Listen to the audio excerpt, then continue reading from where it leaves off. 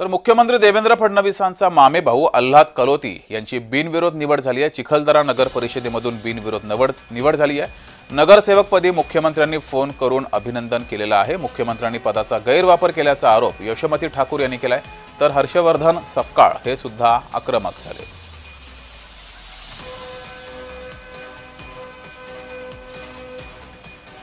दमदाटी करतायत, गुंडागिरी करतायत, होम मिनिस्टर आणि मुख्यमंत्री असण्याचा दुरुपयोग करतायत।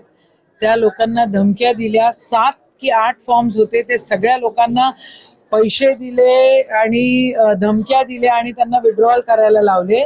यांचं पूर्ण लक्ष तिथल्या जमिनीवर आहे आणि ते लोक तिथे पूर्णपणे दुरुपयोग करून स्वतःचा जो काही आकात करायचा तो आकात करताय।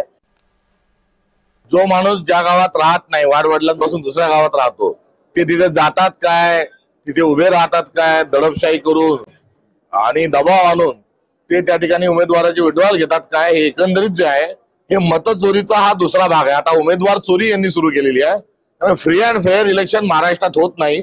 जो माणूस ज्या ठिकाणी उभा राहू शकत नाही त्याला तिथे मतदार यादीत नाव टाकलं जातं, त्याला तिथे निवडून आणण्यासाठी साथीचे प्रयत्न केले जातात। हे महाराष्ट्राच्या मुख्यमंत्र्यांचं अशोभनीय अशा स्वरूपाचं काम आहे।